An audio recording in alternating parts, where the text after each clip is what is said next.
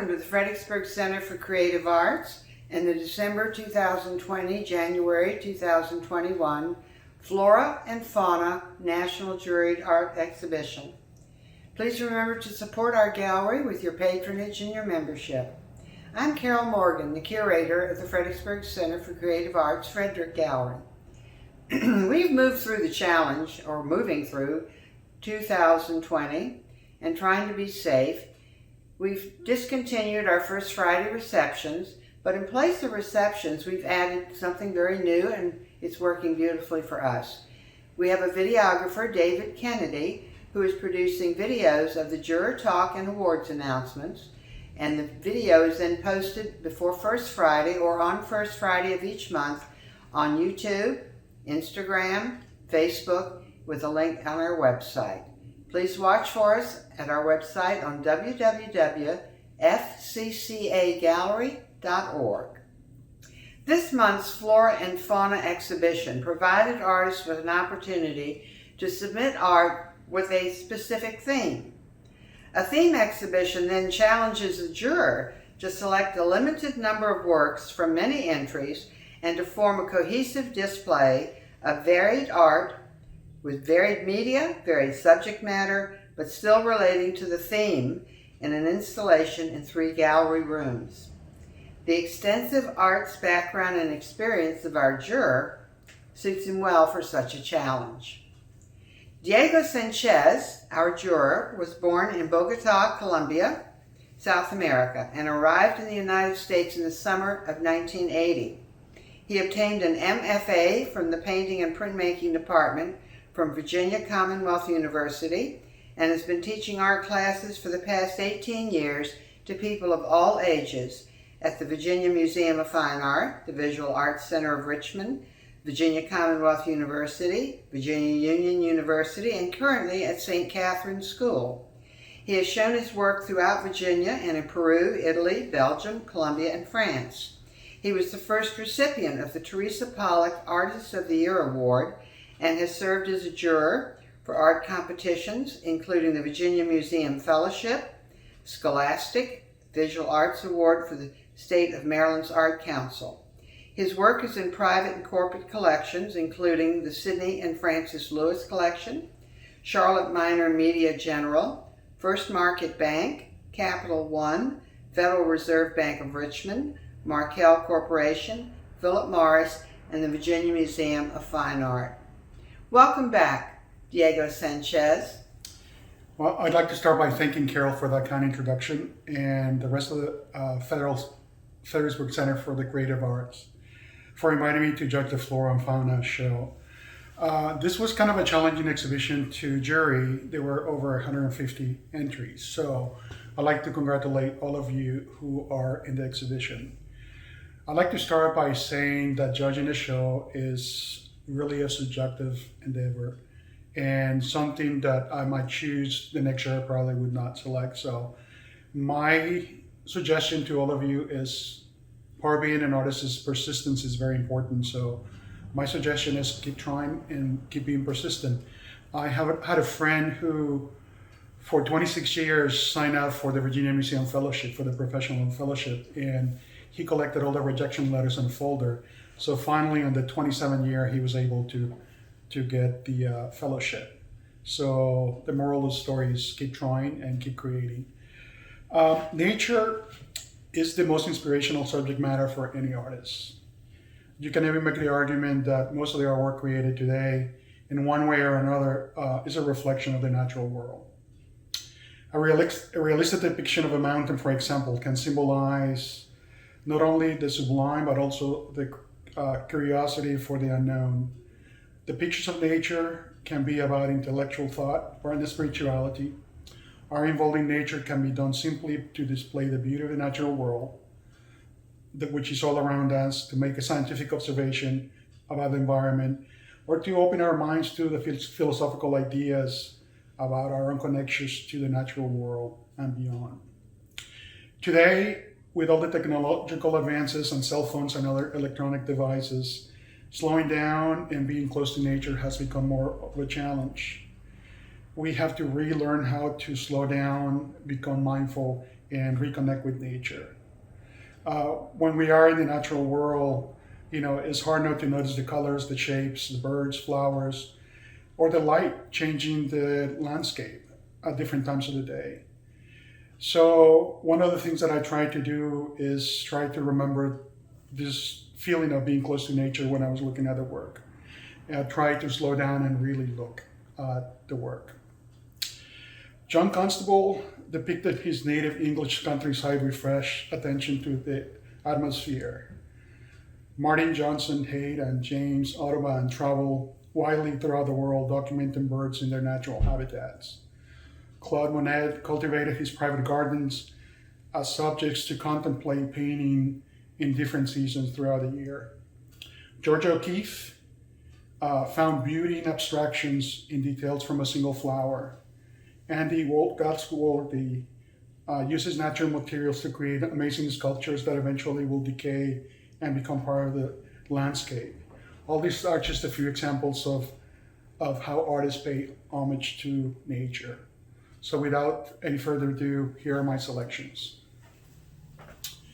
It was difficult choosing a first prize. There were so many wonderful, strong images. I decided to pick this one right here. This is a wonderful photograph by Norma Woodward. The title of this photograph is called The Grove. I selected this photograph simply because it really resembles, to me, a visual harmony. The photo has a grounding series of vertical elements right here that kind of go across the picture plane. They create a sense of order and visual balance to me. Another wonderful element is the splashes of color throughout the photograph. You can see reds, greens, yellow ochres, and a variety of earth tones kind of moving across the picture plane, kind of forcing your eye to dance or move across the plane. As an artist, I always find refuge in nature. The famous architect Frank Lloyd Wright said, "Study nature, love nature, stay close to nature, it will never fail you."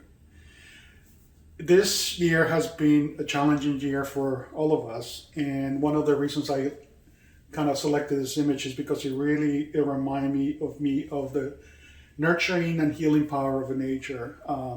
Whenever I felt down, I just basically went out for a walk in the woods and immediately I felt much better. So congratulations to Norman. Thank you. For the second prize, I'd like to start with a quote by Henry David Thoreau. The quote goes, "The question is not what you look at, but what you see." I selected this wonderful acrylic painting by Mary Beatty-Brooks. It's a painting of some camellias from the Lewis Ginter Botanical Gardens. I love this painting because the way that she rendered carefully the leaves and the flowers, the composition is really intense, and she almost completely got rid of the negative space on the composition. The painting has a wonderful feeling of quietness and peacefulness. And one of the things I love about the painting is the way that she paid special attention to every single flower. Every flower has its own characteristics, and it's almost like individual in a play. She has a wonderful use of light, and the way that the light kind of describes each form, and also she uses the light as a tool to bring your eye across the surface of the painting. I enjoy the complexity of the composition a great deal, and I've been looking at this painting several times while I was writing my notes, and I still find wonderful areas of interest that engage me, and it's almost like a puzzle. I'm trying to figure out what to look for. I have been at the Lewis Botanical Gardens, and this is a wonderful rendition of some of the camellias there, so thank you. The third prize goes to this elegant photograph by Dorothy Stout. The title of this photograph is called Egret. I love the strong contrast between the white plumage of the egret and the deep, dark black background. One of the most interesting things to me is how dynamic the interaction between the figure and the ground are. This photograph is beautifully balanced. You can see how elegant the bird is and how the white of the plumage is balancing this deep background And I love the way that the head and the beak of the bird activate the negative space in the composition. It really forces you to slow down, pay attention to the surface and the wonderful details on the bird. And it's kind of almost like a minimal photograph, just, it's beautiful and perfect the way it is. You don't need anything else, any other elements to make it successful. I like to say that there's a wonderful quote by Pablo Picasso. The artist is a receptacle for emotions that come all over the place, from the sky, from the earth, from a scrap piece of paper, from a passing shape, from a spider, or from a bird. Thanks. All right, for the honorable mention, this is the first piece that I selected. It's a wonderful watercolor painting by Susan Wyatt. The title of the painting is Nigella Seeds. One of the wonderful things about this painting is the narrative aspect behind the painting. The artist really invites the viewer to weave all these elements in the painting and kind of come up with a narrative.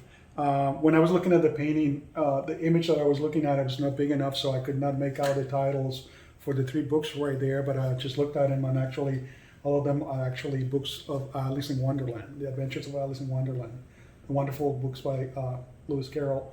So one of the things that I had to look up, I have to confess, I don't know what the Nigella seeds were, but basically these are seeds that are used in Pakistan, India, and other countries for seasoning. And they, apparently the taste of them, they have to be ground up into a paste, and they're mixed with curry and also used to spice vegetables.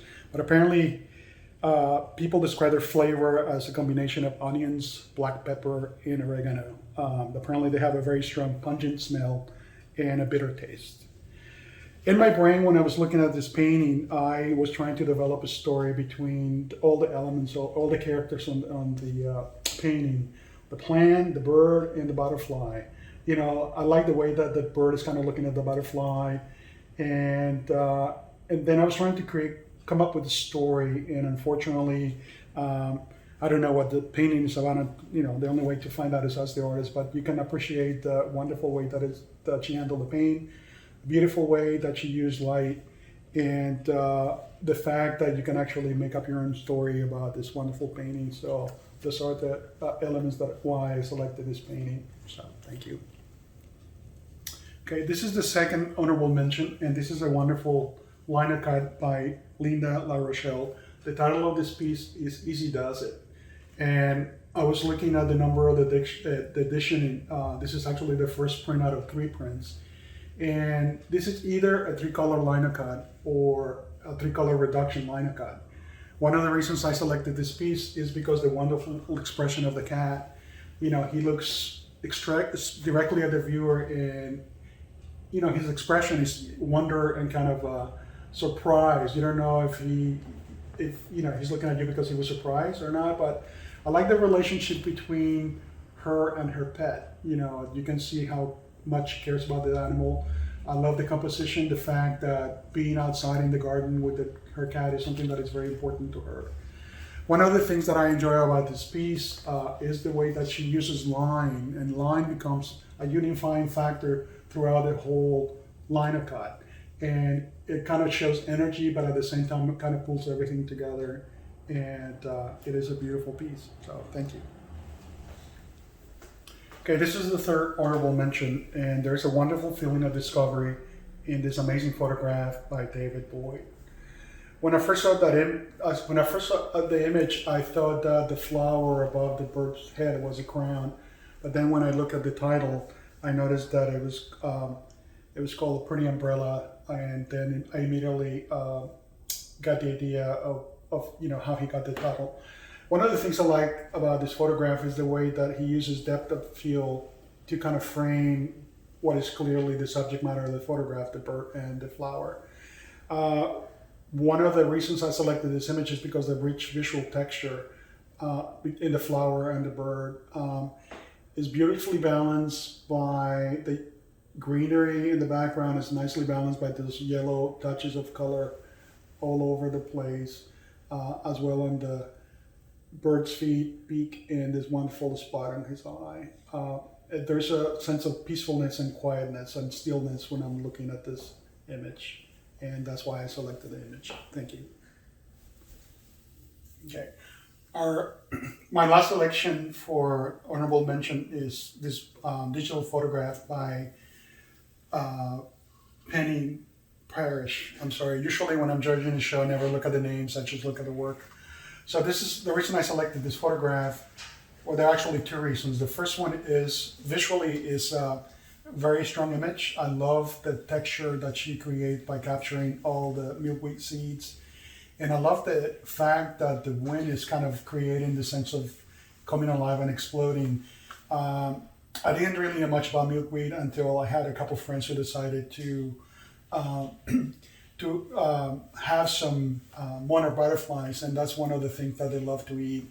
So they actually were growing milkweed to feed the monarch butterflies, and it was it kind of reminds me of how everything in nature is interconnected, and something as mundane as a weed that people will take for completely dismiss is an essential nutrient for a butterfly. So it just reminds me of how we are part of the earth and the natural world, and we should take care of it. So thank you so much.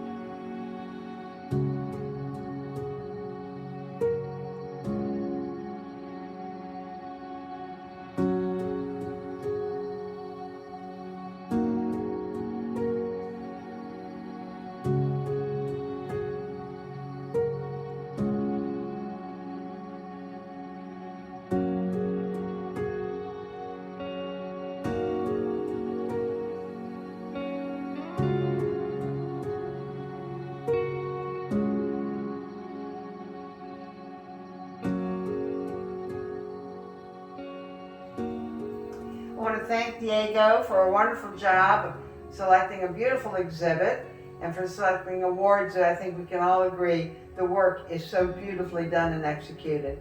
Please come and visit the actual gallery exhibit. We're open Thursday through Friday from noon to 4, on Saturdays from 11 a.m. to 4 p.m., and on Sundays from 1 to 4 p.m. Please note that we have reduced the number of days the gallery is open. I want to thank everyone that comes in personally to select work for gifts or to beautify their own home. We look forward to seeing you online and in person at the Fredericksburg Center for Creative Arts. Thank you for joining us. Thank you so much. The Fredericksburg Center for the Creative Arts, where art and history meet.